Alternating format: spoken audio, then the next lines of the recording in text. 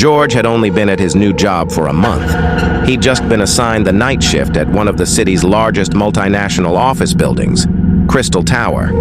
During the day, Crystal Tower looked like a masterpiece of glass and light. Employees moved around with coffee cups, typing away on laptops, taking business calls. But at night, when the crowd disappeared and only a handful stayed behind, the building changed. The tall glass windows reflected dim city lights, and the long, empty hallways echoed faint footsteps and the low hum of air conditioners. It all felt strangely cold and alive. On his first night, George sat at his desk checking emails. The only sounds were the soft beep of the main elevator, the quiet buzz of the AC, and the occasional ring from a distant corridor sensor. Everything seemed normal at first. About half an hour later, he started hearing faint noises. Somewhere, deep in the building, someone whispered his name. "George." He froze. He looked around, but the hallway was completely empty.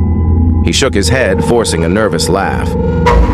"It's just the silence messing with me," he muttered. But as the clock ticked closer to midnight, the atmosphere began to shift. The corridor lights started flickering at the far end. At first, it was small things, papers rustling, chairs creaking. But then he heard footsteps, slow, deliberate ones. He grabbed his flashlight and followed the sound. When he turned a corner, he stopped. The floor had deep scratch marks carved into it, as if something had clawed its way through. The marks weren't human, and definitely not from any office accident. His chest tightened, but he tried to convince himself maybe some worker dropped heavy equipment. Then came the strangest moment. The elevator lights blinked twice and went completely dark.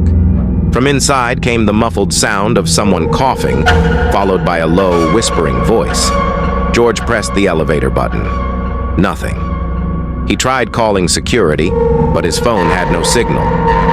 As the night went on, the office computers began turning on and off by themselves. The screens flashed a strange, static-like pattern. Then words slowly began forming. It spelled out, "George, stay here." His heart pounded so hard it hurt. He looked around, gripping the edge of his desk. That's when he saw it. At the end of the corridor, a tall, shadowy figure. No face, no features, just standing there. He lifted his phone to take a picture, but the camera glitched.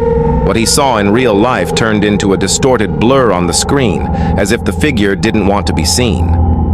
The hum of the AC, the elevator beeps, and the computer's clicking sounds all began to blend together into a haunting rhythm, like the building itself was breathing. George decided to get out. He grabbed his bag and ran toward the main exit. But the moment he turned the corner, his stomach dropped. The layout had changed. The glass doors that led to the lobby were gone. The hallway stretched endlessly in both directions. Panicking, he turned toward the emergency stairs. As he climbed, each step echoed louder and louder. Then he heard another set of footsteps, lighter, faster, coming up behind him. He turned his flashlight around, but the sound stopped. The stairs were empty. By 5 a.m., exhausted and shaking, he stumbled into an old archive room. Dusty files, broken chairs, and scattered documents filled the space. He sat down, trying to catch his breath. That's when he noticed a file lying open on the table. Its cover read, "Night Shift Incidents Unresolved Cases." He flipped through the pages. They were filled with reports of former employees who had vanished during night duty. Some never came back. Others were found, but changed. Suddenly, a cold breeze blew through the room. The papers rustled, flipping on their own. And then, new words began appearing across the page, slowly forming in dark ink. "You're not alone, George. We've been waiting for you." When the first rays of sunlight hit the glass of Crystal Tower, everything returned to normal.